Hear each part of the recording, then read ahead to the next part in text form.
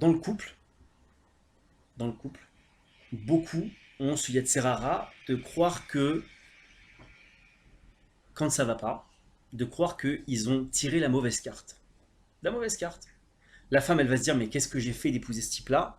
Le mari, il se dit, mais c'est pas possible.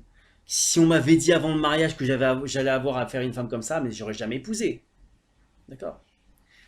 Et évidemment, on commence à, ça rentre dans la tête peut-être des changements. Bon, peut-être que le type, il va se, ou la femme, elle va commencer à se dire, tiens, j'étais peut-être mieux, j'aurais peut-être dû épouser mon premier prétendant.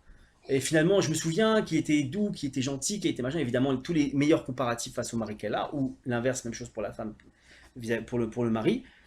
Et on voit que commence à germer des envies de changement, des envies de plus avoir ce boulet qu'on a actuellement. En fait, l'être humain, il est attiré par ce qu'on appelle des faux éclats.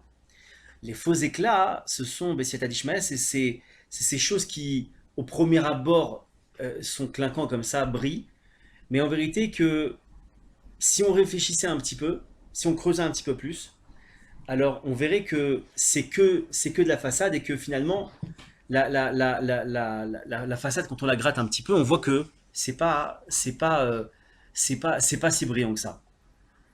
Pourquoi je dis ça?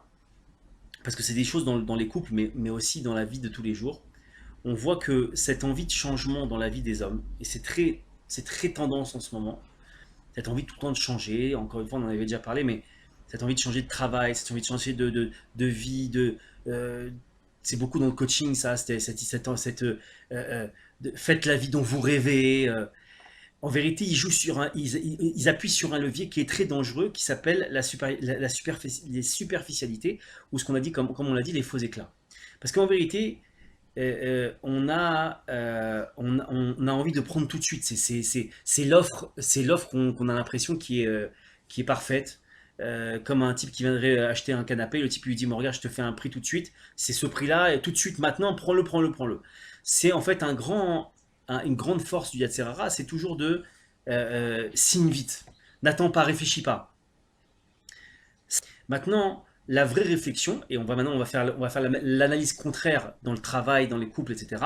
On va voir qu'on réfléchit bien à ce type-là, ou cette femme-là, elle va réfléchir au mari qu'on lui a donné, qu'Hachem lui a donné, parce que c'est Hachem qui lui a donné, au travail qu'il lui a donné, peu importe la situation, au décor dans lequel elle est. On va voir que, en fait, elle n'aura cette envie de changement que si elle ne réfléchit pas.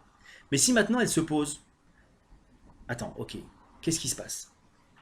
Chez ma femme ou mon mari, il y a ça qui va pas, ça qui va, ça qui va pas, ça qui va, ça qui va pas. Ok, faisons même une expérience. On fait un espèce de tableau comme ça, et ça peut marcher, on peut faire cette expérience dans un travail ou quoi que ce soit.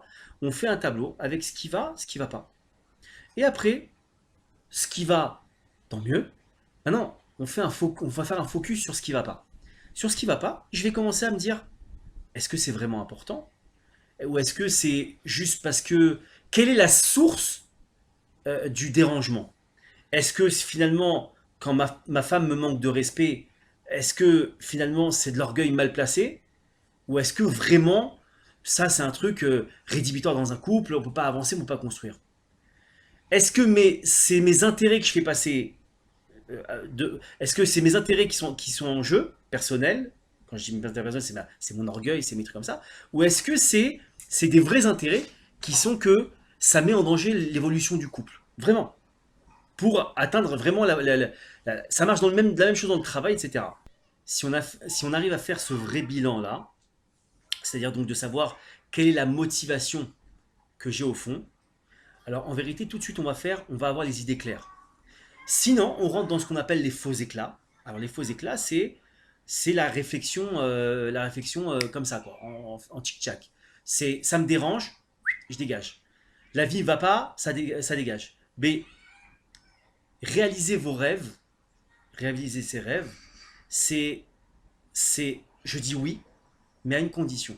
Faut les croiser aussi avec ce que nos sages donnent comme bon chemin, comme bon but. Parce que réaliser ses rêves, je vais être un peu dur, mais peut-être que le rêve d'un type, c'est de tuer plein de gens.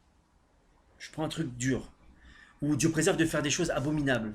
C'est son rêve. Maintenant, ce rêve-là, est-ce qu'il est en droit de le réaliser, ou est-ce qu'il doit le croiser avec, et c'est la vraie réflexion qu'il faut faire dans toutes nos démarches, en fait, dans toutes nos démarches de changement, cette réflexion-là qu'il faut avoir. Est-ce que c'est motivé par ce que les sages de la Torah disent, et finalement, c'est le bon chemin, le vrai but à atteindre, ou est-ce que cette motivation-là, elle est finalement motivée par un instinct qui me pousse à. Et si vous faites le calcul, et c'est vraiment un exercice que je vous invite à faire, faites le calcul de toutes les motivations, toutes vos motivations, si elles sont vraiment pures, ou si elles sont motivées par des envies, des pulsions.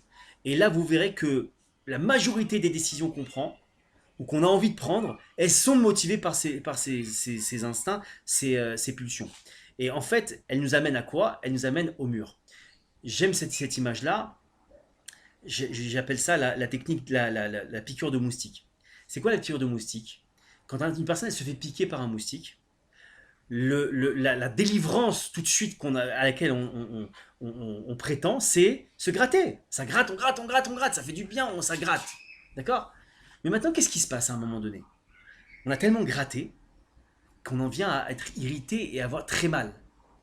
Mais maintenant, si on avait fait cette réflexion avant de gratter, alors je dis pas que c'est facile de ne pas se gratter quand on est vision, mais c'est une image. Si on avait fait cette réflexion-là, de dire, mais attends, je vais gratter, mais jusqu'à où je peux gratter? Et quand je vais gratter trop, qu'est-ce qui va se passer? Je vais avoir mal. Alors peut-être qu'il faut que je mesure le grattage, si je puis dire. Peut-être qu'il faut que je réfléchisse à ça. Et quand j'ai mesuré ça, avec les bonnes mesures, alors, comme le piqueur du moustique, je vais savoir doser ma décision et doser la mise en place des actions à mener derrière.